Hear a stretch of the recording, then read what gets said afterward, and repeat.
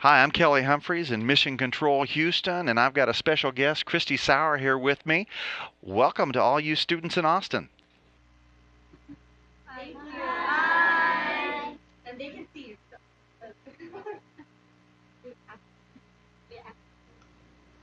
And so So we're go ready for ahead your with your first questions question. whenever you want to go.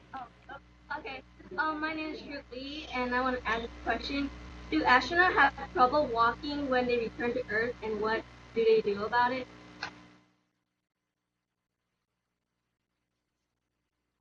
And the question was, do astronauts have trouble walking when they return to Earth, and what do they do about it?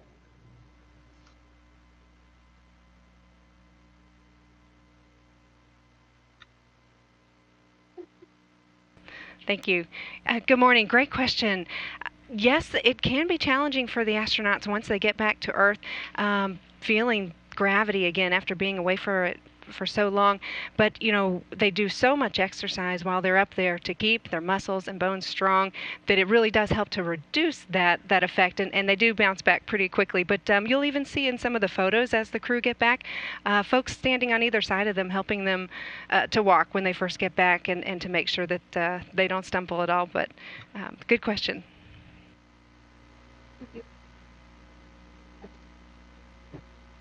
What future leader has another question for us this morning? Hi, my name is Diana Sorano. Do astronauts ever seem to have emotions and feeling of worry if they are on the ISS? Okay, we're having a little All trouble right. hearing you. If you can speak up, that would be great. But I think we've got some help coming. Do astronauts ever have to have mixed emotions and feeling of worry when they are on the ISS?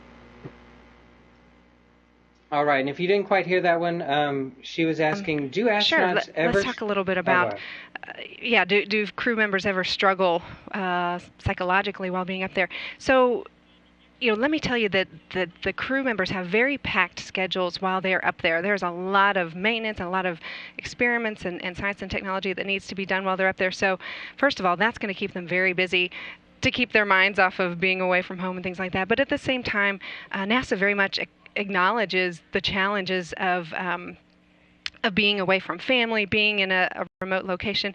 And so there are a lot of things also in place to make that experience easier. For example, being able to communicate with family via email and calls. Also having some time for entertainment. They get to have to exercise regularly to keep their bodies fit.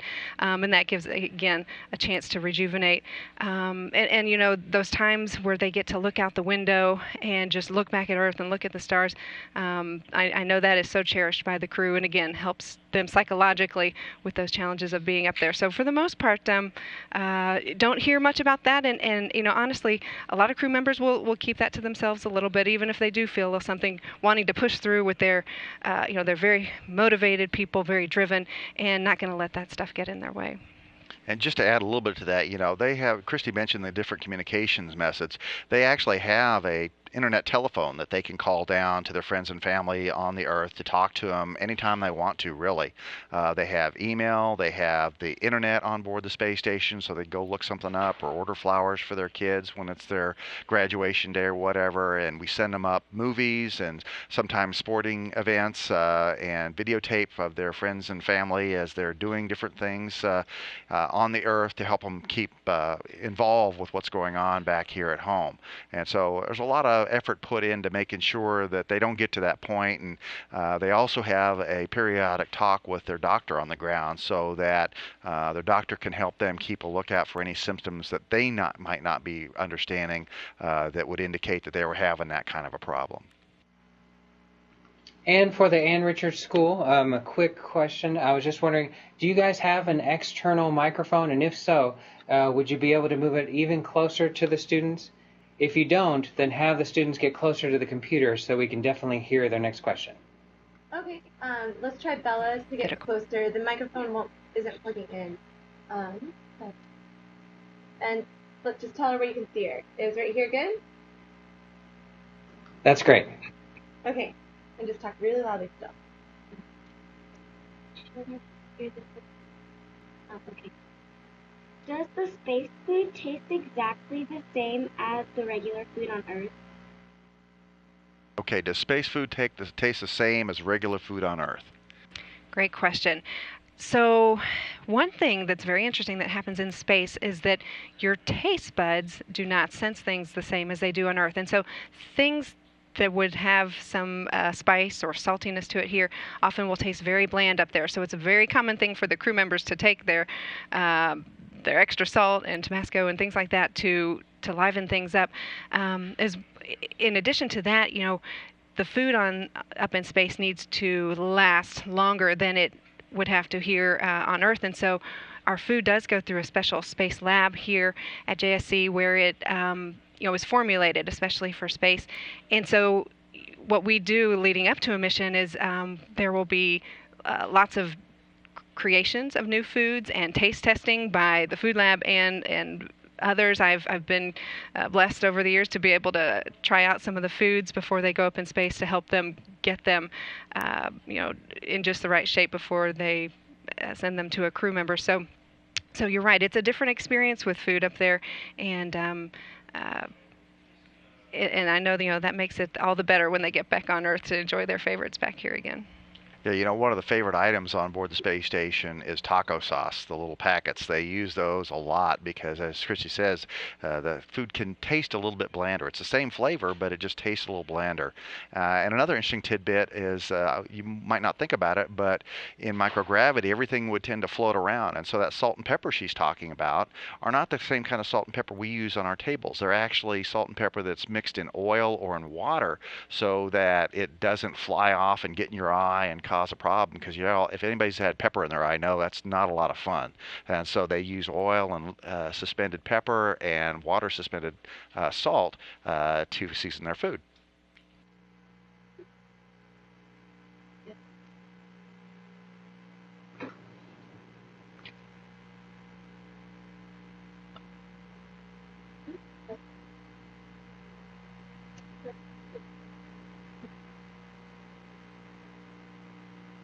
What would happen if an astronaut got really sick while living on the ISS?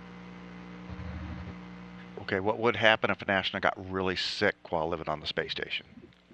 Good question. So, first of all, we plan for those types of emergencies. There's all kinds of medications and medical supplies on board, and the astronauts are trained in the methods for helping sick astronauts. So, first of all, you would try to deal with it on board. But if truly it became to the point where you needed to get them back to Earth in a hurry, on the space station we have that ability. We always will have a Soyuz spacecraft ready to bring the whole crew home should that need to happen. So you're never stranded, and that's always an option. But we really haven't had to do that to date, thank goodness.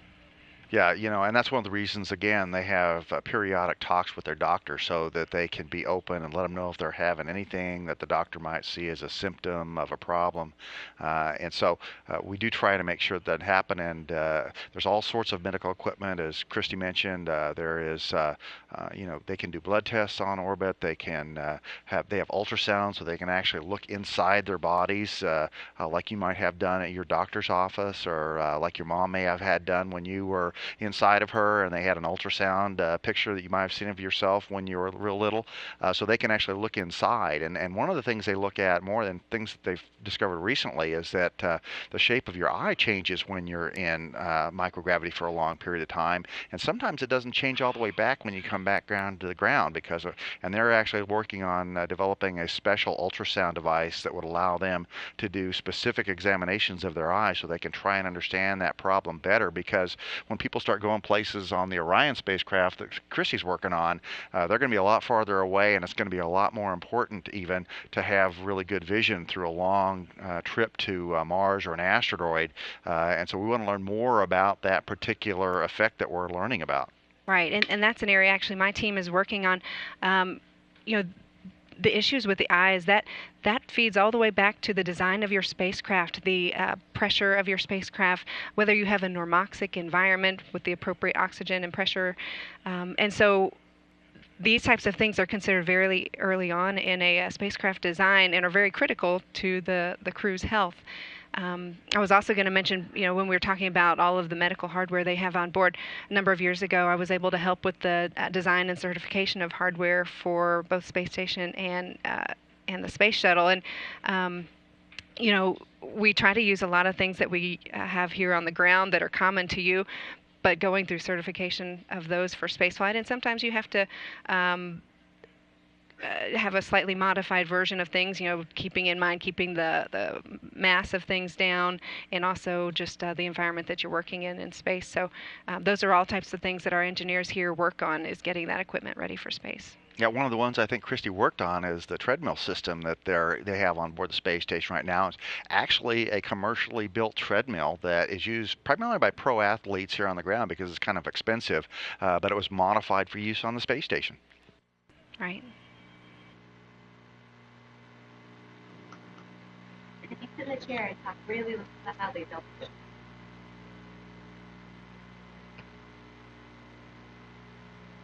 Really loud. Okay. What is the hardest or most difficult job you're working? Hardest or most difficult job? Let's see, hardest or most difficult job.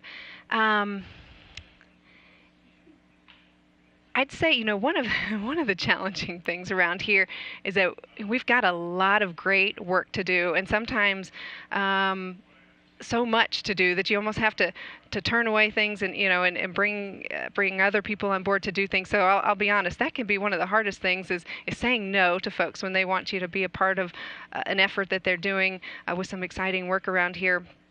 Other than that, another thing more on a physical level that comes to mind, I did have the chance to go in the zero-G aircraft a couple years back where you fly the parabolas, and we were testing some hardware for Orion. We wanted to see for our seats there at our control station, how would we be able to get into those seats in zero gravity? And so I was able to fly on that flight and got to experience the challenges of going through those parabolas and the tendency to want to get sick, and managed to hang in there for that flight. We got a lot of great test data out of that, but that was physically a challenging day.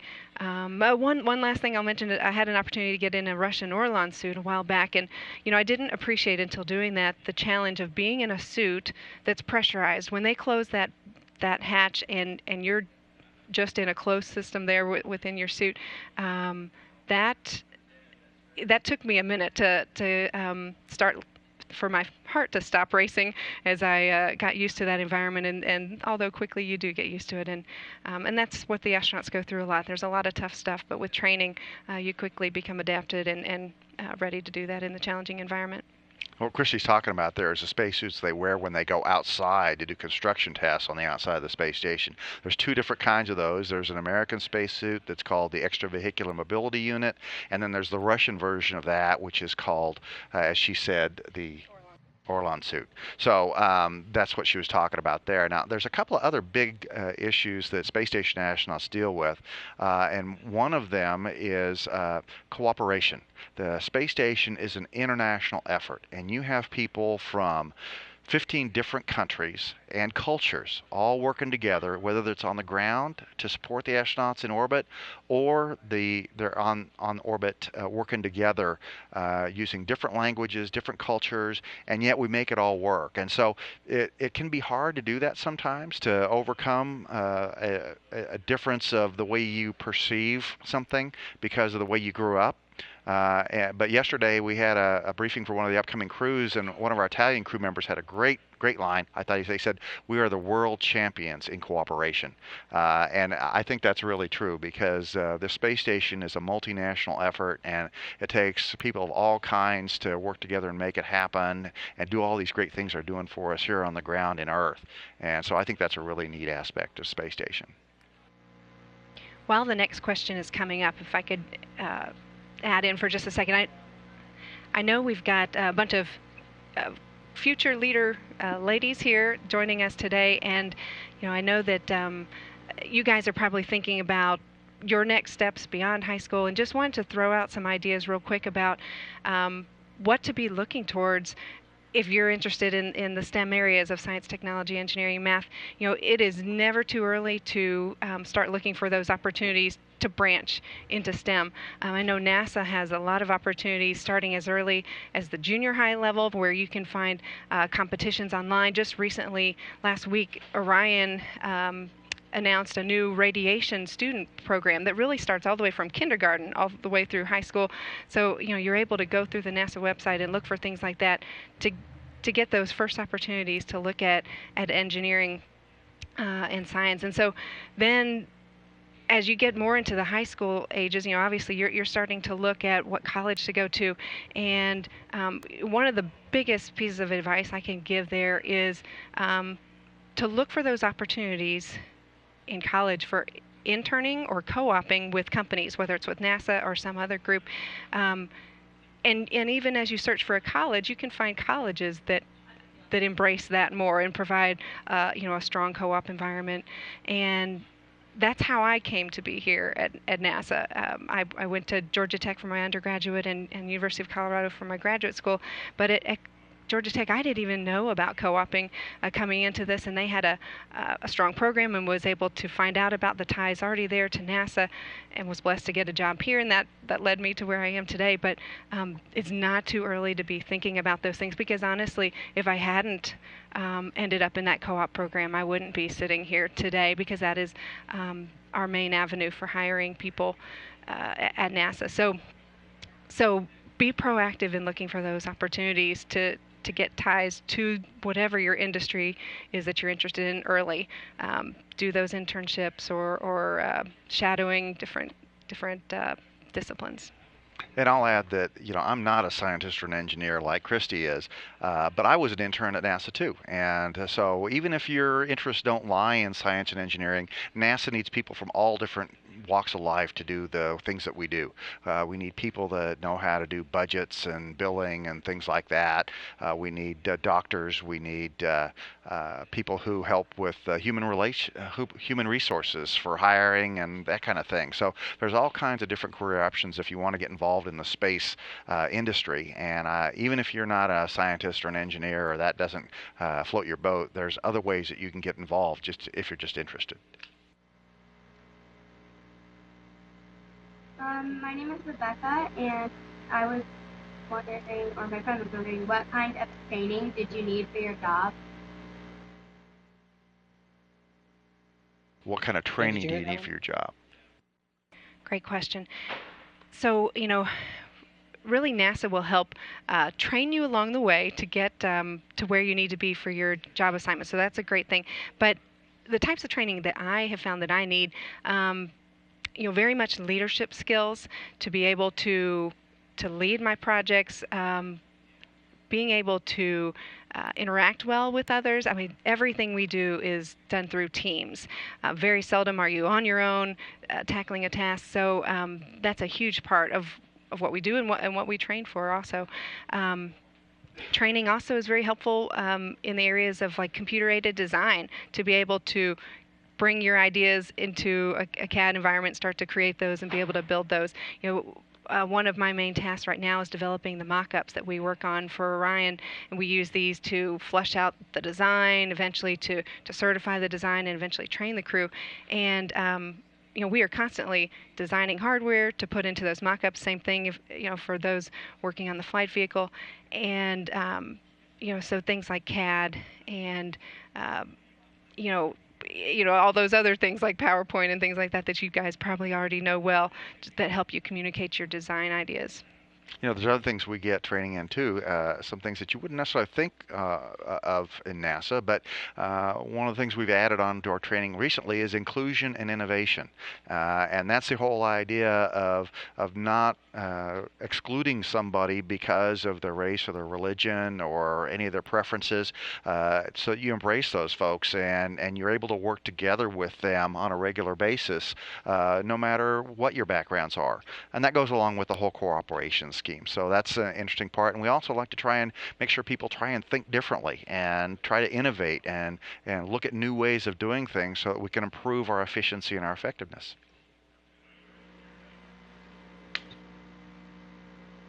Oh, you guys kind of broke out. We didn't get that ending. Are you Are we able to ask the next question? Yes, definitely. Testing 1, 2, 3. Can you hear us? Okay. Testing 1, 2. Can you hear us? Yes, we can. So go ahead with your next question. Perfect. Thank you. And then sit right there and have really.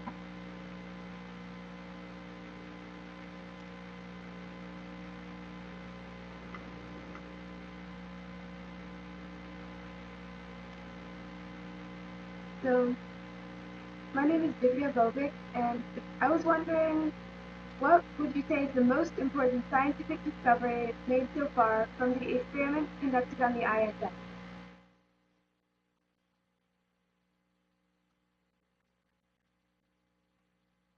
And did you happen to hear that one?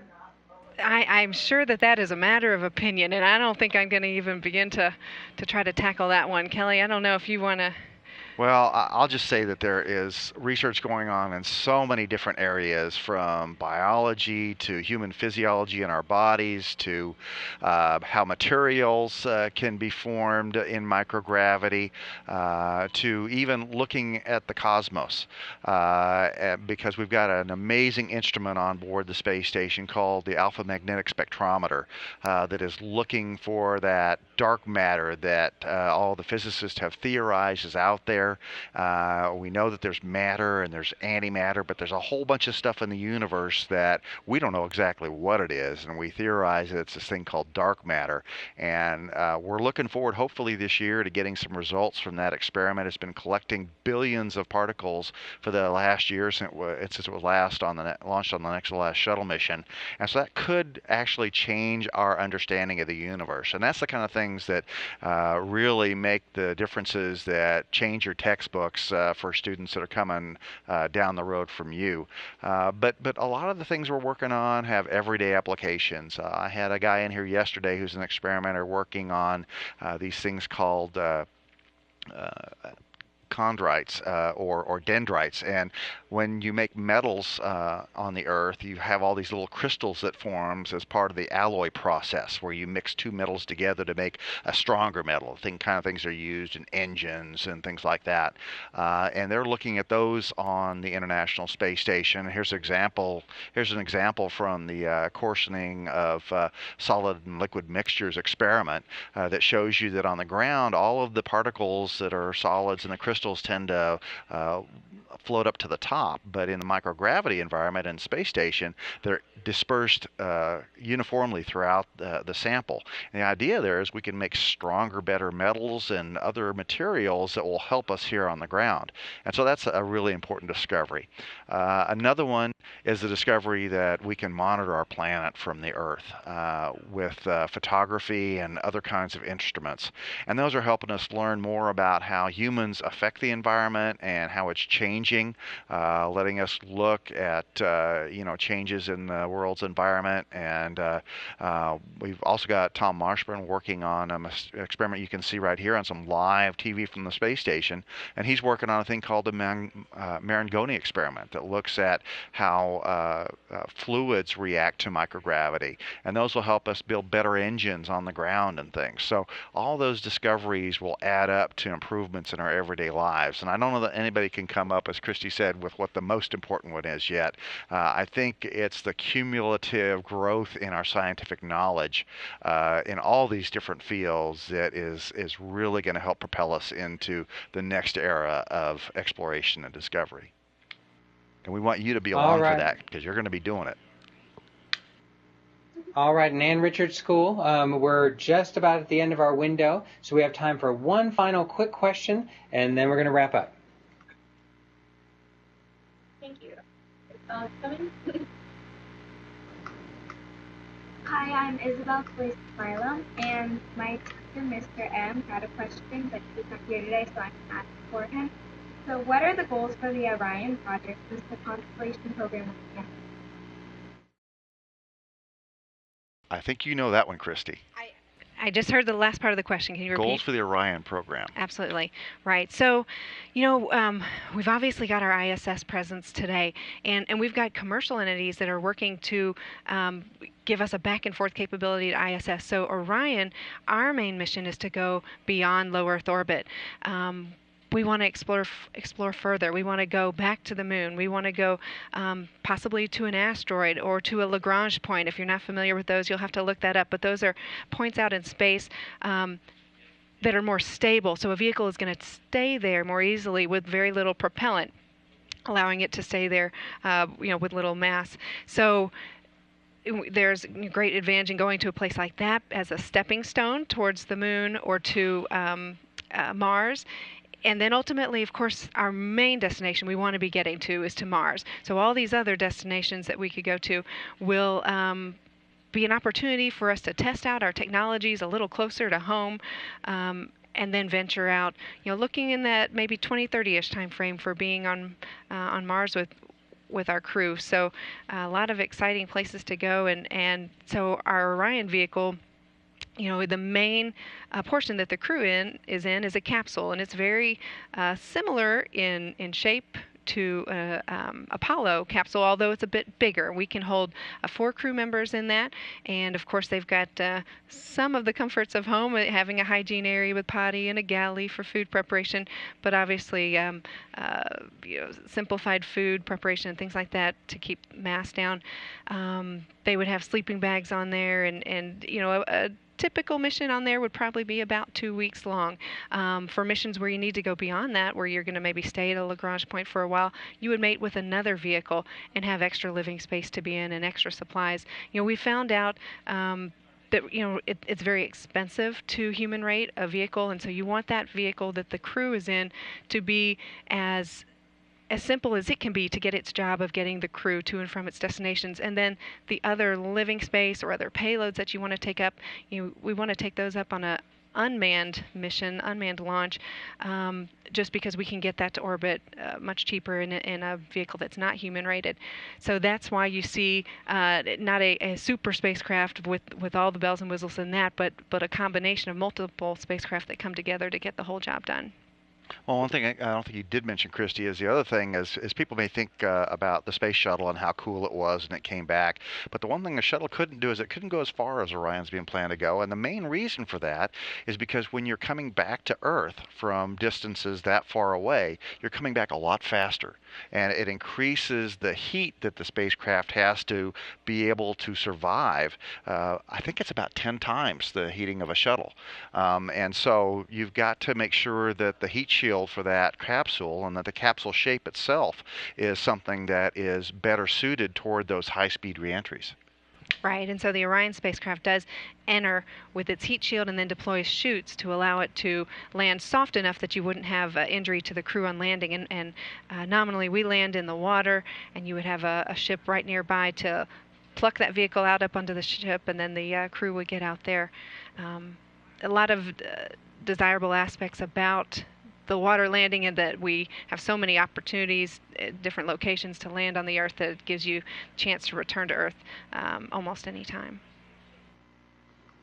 All right. Kelly Humphreys from the Public Affairs Office and Christie Sauers, thank you so much for answering questions from Ann Richards School for Young Women Leaders. For the school itself, do you want to say goodbye or thank you?